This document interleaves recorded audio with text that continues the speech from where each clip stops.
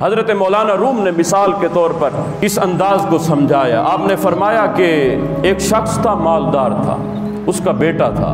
بیٹے کی حالت یہ تھی کہ وہ بیٹا بے دریغ اپنے باپ کا مال جو ہے وہ خرچ کر جاتا۔ اس کو قدر نہیں تھی کہ میرا باپ کس طرح کماتا ہے، کس طرح اپنے خون پسینے کی کمائی جو ہے وہ آ کر مجھے دیتا ہے اور میں کیسے اڑا جاتا ہوں، اس کو قدر نہیں تھی۔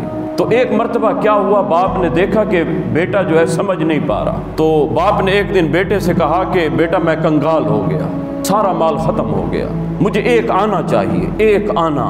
ذرا غور کیجئے، مولانا روم سمجھا رہے ہیں۔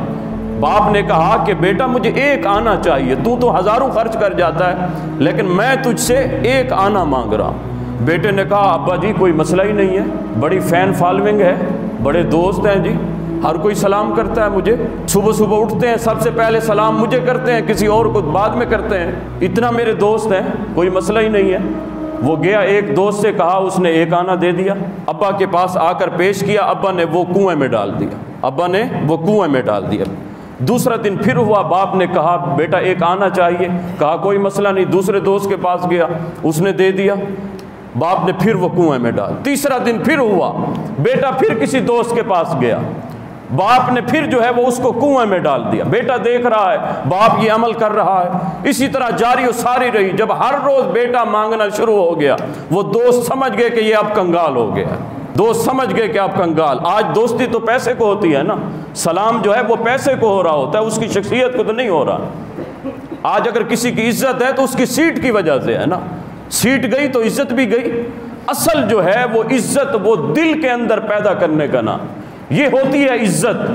اگر حضرت انسان تجھے اگر کوئی دوسرا دل میں عزت و احترام کے ساتھ دیکھتا ہے تو یہ تیری عزت ہے۔ اگر تجھے کوئی سیٹ کی وجہ سے تیری عزت کرتا ہے تو تیری عزت نہیں، وہ سیٹ کی عزت ہے۔ تو بیٹے کی جب حالت یہ ہوئی تو دوستوں نے دروازہ بند کر دیا۔ اب وہ گیا دروازے پر دستک دی تو انہوں نے آنا بھی گوارا نہ کیا۔ تو اب بیٹے نے کہا کہ اب کیا کروں، ابا نے پیسے بھی مانگے، تو اب کس طرح جا کر کہوں کہ وہ دوست سارے ختم ہو گئے جن کا میں دعویٰ کیا کرتا تھا، ان کی یارانے کی میں مثالیں دیا کرتا تھا۔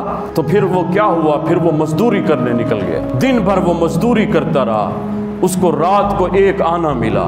اب جب وہ آنا لے کر آیا باپ کو دیا، 7واں دن تھا، باپ نے بیٹے کے سامنے وہ آنا جو ہے وہ کنویں میں ڈال دیا۔ جیسے اس نے کنویں میں ڈالا نا، بیٹے کی چیخ نکلی۔ بیٹے نے کہا ابا جان اس طرح تو نہیں کرنا چاہیے تھا، دوائی نہیں لینی نہ لے لیکن اس طرح حشر تو نہ کرے نا، میں پوری دن بھر مزدوری کے ساتھ یہ کما کر آپ کے پاس لے کر آیا ہوں اور آپ نے یہ کچھ کر دیا۔ تو باپ نے اس کو بٹھا لیا اور کہا کہ بیٹا میں کوئی کنگال نہیں ہوا، میں کوئی کنگال نہیں، تمہیں ایک بات میں سمجھانا چاہتا تھا جو تمہیں اب سمجھ آئی ہے، جو میرے پیسہ تم جو ہے وہ اڑا دیتے ہو تو اس میں بھی محنت ہوئی ہے، کسی کی اس میں بھی محنت ہوئی ہے، تو اگر تمہیں ایسے مل گیا ہے تمہیں چاہیے اس کی قدر کرنی چاہیے۔ اب ایک آنا جو تم نے کیا کمایا اس کو میں نے جب جو ہے کنویں میں ڈالا تو تمہیں قدر یاد آ گئی۔ تو صاحبان ذی وقار، اللہ نے جو ہمیں نعمتیں عطا فرمائی ہیں، یہ آنکھ بھی نعمت ہے، یہ صحیح سلامت چلنا پھرنا یہ اللہ کی نعمت ہے، کاش کہ ہم اس کو سمجھیں، یہ اللہ کی نعمت ہے۔ اللہ کی بارگاہ میں